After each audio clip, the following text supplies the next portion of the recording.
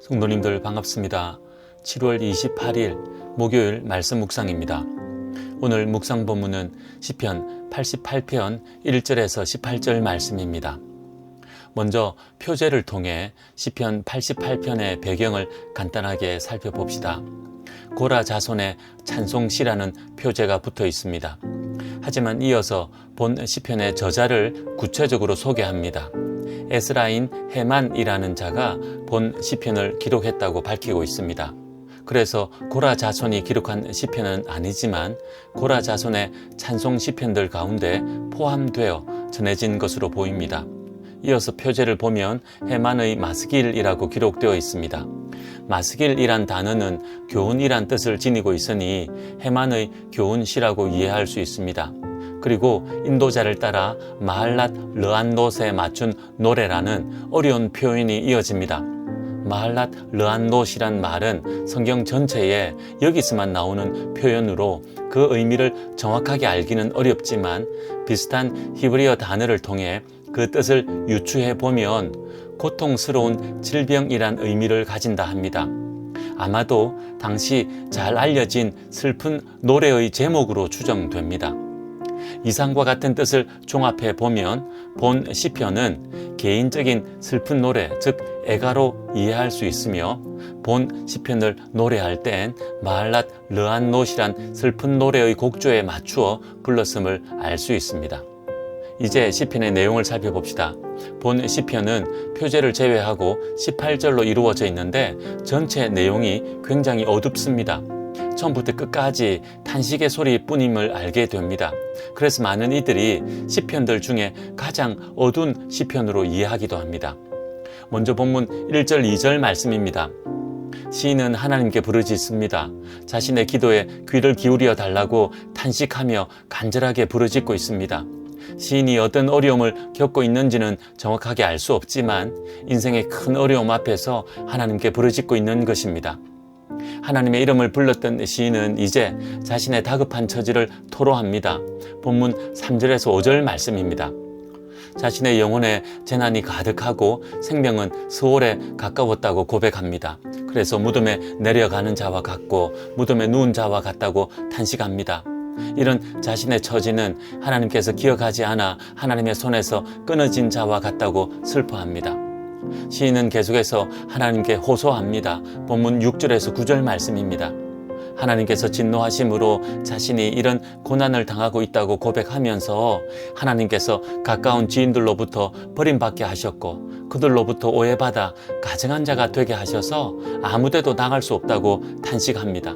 그래서 매일 하나님께 부르짖으며 도와달라고 두 손을 들었다고 고백합니다.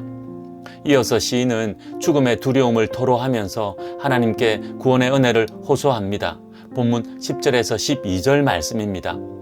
10절에서는 이렇게 토로합니다. 주께서 죽은 자에게 기이한 일을 보이시겠나이까? 유령들이 일어나 주를 찬송하리이까? 무슨 말입니까?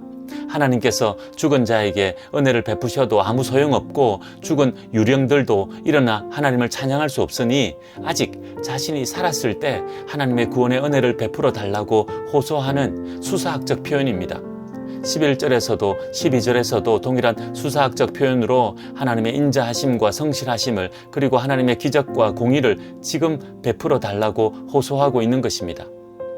시인은 이제 마지막으로 구원의 은혜를 신속하게 부어달라고 간구하면서 다시 한번 자신의 처지를 호소합니다. 본문 13절에서 18절 말씀입니다. 하나님의 얼굴을 자신에게서 숨기지 마시고 자신의 기도가 아침 일찍 응답되기를 소원합니다. 캄캄한 밤과 같은 자신의 처지를 호소하며 간구했으니 하나님께서 속히 응답하셔서 아침과 같은 광명의 은혜를 부어달라는 것입니다. 이렇게 간구했지만 자신의 형편과 처지는 여전히 절망입니다. 그래서 자신의 모습을 또 한 번 하나님께 호소합니다. 시인은 자신이 겪고 있는 고난이 오래되었다고 고백합니다.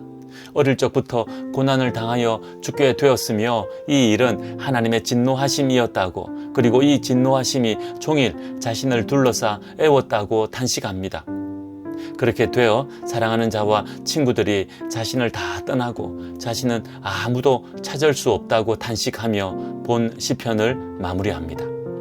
이제 오늘 시편을 묵상해 봅시다. 오늘은 인생의 고난 앞에 우리는 어떻게 해야 하는지 묵상해 봅시다. 저마다 당하는 고난의 내용이 다를 수 있지만 우리 모두는 살아가면서 고난을 당하고 겪게 됩니다. 고난 없는 인생은 없습니다. 왜입니까? 성경의 가장 기본적인 대답은 우리의 죄 때문입니다. 물론 우리를 연단하시고 훈련하시기 위한 하나님의 시험도 있습니다. 아무튼 우리는 이 땅을 살아가면서 모두가 고난을 당합니다. 그런 고난을 당할 때 우리는 어떻게 해야 하는지를 오늘 시편을 통해 교훈받을 수 있습니다. 오늘 시편은 처음부터 끝까지 고난으로 인한 탄식의 소리뿐입니다.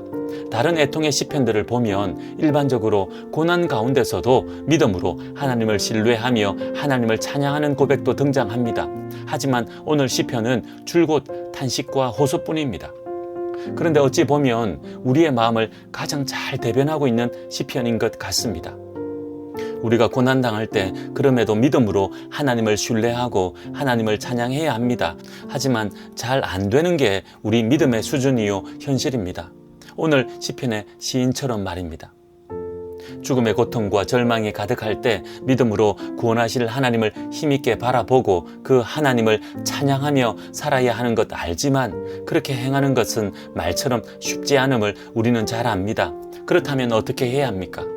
그렇습니다. 오늘 시편의 시인처럼 솔직하게 하나님께 고백하고 간구하는 것입니다. 탄식하고 호소하는 것입니다. 하나님 도와달라고 살려달라고 매달리고 호소하는 것입니다. 우리의 형편과 처지를 아뢰고 끝까지 하나님께로 나아가는 것입니다. 그렇습니다. 가장 중요한 것은 고난 가운데서도 끝까지 하나님 붙드는 것입니다. 기도하고 간구해 놓고 당장 응답이 없다고 멈추고 하나님께로부터 돌아서지 말고 끝까지 하나님께 나아가 부르짖는 것이 중요합니다. 멋진 믿음으로 하나님을 찬양하지는 못한다 하더라도 끝까지 하나님께로 나아가 하나님께 구해야 함을 기억합시다. 그렇게 눈물로 하나님께 단식하고 호소하며 나아간다면 하나님께서는 우리를 외면하지 않으실 것입니다. 우리의 고난을 바꾸어 평안으로 회복시켜 주실 것입니다. 그 은혜를 소망하며 오늘도 하나님께로 나아가는 우리들 됩시다. 기도하겠습니다. 하나님 아버지, 인생의 절망 가운데 탄식하며 부르짖는 시인을 봅니다. 오늘 우리의 모습은 아닙니까? 환난과 고난이 가득한 인생길에서 어찌할 바를 알지 못해 주여 주여 부르짖는 저희들을 외면하지 마시고 구원하여 주시옵소서. 회복시켜 주시옵소서.